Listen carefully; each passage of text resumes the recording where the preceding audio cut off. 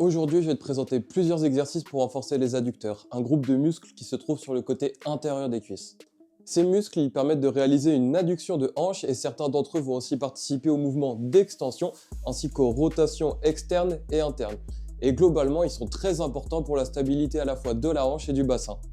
En général, les adducteurs ils sont souvent négligés en musculation, ils sont rarement sollicités de façon directe, alors que les blessures dans la zone sont plutôt courantes, notamment dans les sports où on va retrouver beaucoup de sprints, d'accélération et de changement de direction. Juste solliciter les adducteurs 1 à 2 fois par semaine sur plusieurs séries stimulantes, ça suffit déjà à grandement réduire le risque de douleur et de blessure.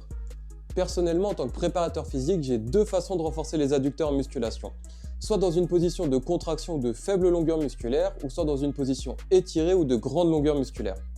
Et aujourd'hui, je vais me concentrer sur des exercices qui ciblent les muscles dans ce deuxième type de position. Pour les premières variations, on va commencer dans une position de sumo. Donc on va avoir les pieds bien écartés, orteils orientés vers l'extérieur. Et l'idée dans les variations, ça va être de se concentrer sur les sensations d'étirement et d'effort sur le côté intérieur des cuisses, donc directement au niveau des adducteurs. En règle générale, on essaie d'avoir le buste plutôt relevé, mais si on veut aussi solliciter les ischio-jambiers à l'arrière des cuisses, on peut réaliser les mêmes variations en ayant le buste penché vers l'avant et en essayant de garder le dos droit. Et également dans cette position, plus on va écarter les pieds, plus on va avoir des demandes de mobilité au niveau des adducteurs et du bassin, et plus on devrait ressentir l'étirement sur le côté intérieur des cuisses. Donc quand on commence à renforcer les muscles, dans un premier temps, mieux vaut ne pas chercher à avoir des grandes sensations d'étirement dans la zone, on cherche juste un étirement léger, voire modéré.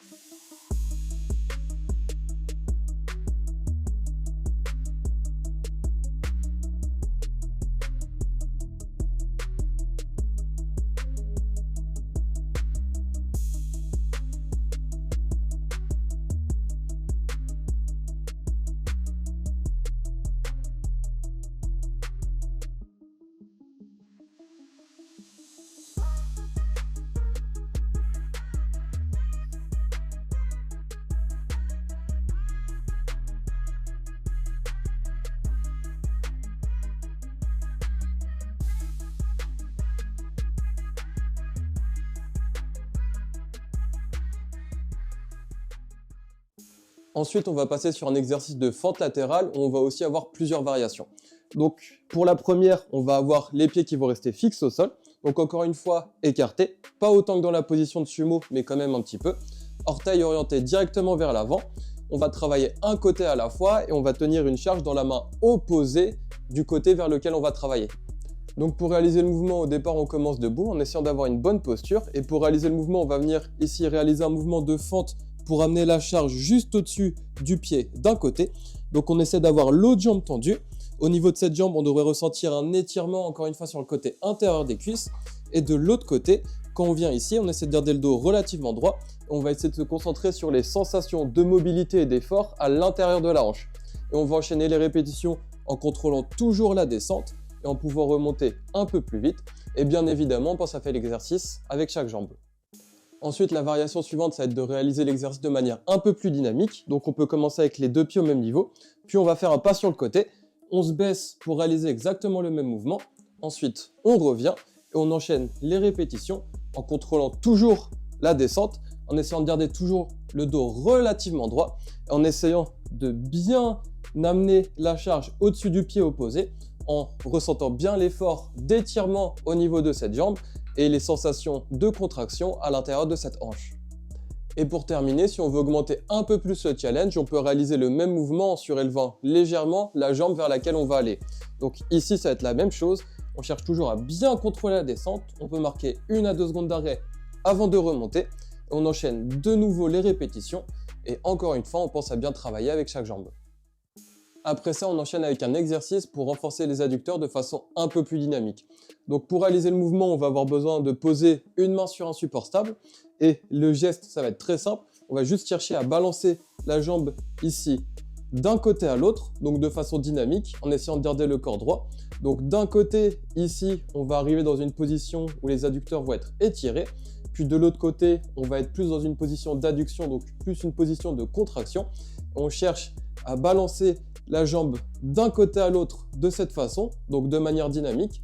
Dans un premier temps, on peut limiter un petit peu l'amplitude de mouvement, donc on n'est pas forcément obligé d'aller le plus loin possible de chaque côté, surtout dans cette position, pour ne pas avoir un étirement trop fort au niveau des adducteurs. Puis au fil du temps, si on est à l'aise et qu'on a des bonnes sensations, on va pouvoir augmenter progressivement l'amplitude de mouvement d'un côté à l'autre pour augmenter l'étirement dans cette position en essayant de toujours avoir des bonnes sensations. Pour l'avant-dernier exercice, on va être assis au sol et si on veut, on peut même se placer contre un mur pour s'aider à garder le dos un peu plus droit. Donc on va aller dans cette position, donc avec les pieds l'un contre l'autre, genoux écartés. On va venir placer une charge sur les genoux et à partir de là, pour réaliser le mouvement, soit on maintient la position ici en poussant un petit peu contre les genoux et en se concentrant sur les sensations d'étirement sur le côté intérieur des cuisses, ou soit on peut avoir un mouvement très léger ici. On va chercher à relever un peu les genoux, puis on les laisse revenir en position de départ et on enchaîne les répétitions de cette façon pendant une certaine durée en se concentrant toujours sur les sensations sur le côté intérieur des cuisses. Peu importe la variation de l'exercice qu'on choisit, au départ on peut commencer juste avec une charge légère, puis au fil du temps on peut l'augmenter progressivement pour avoir un effort de plus en plus important au niveau des adducteurs.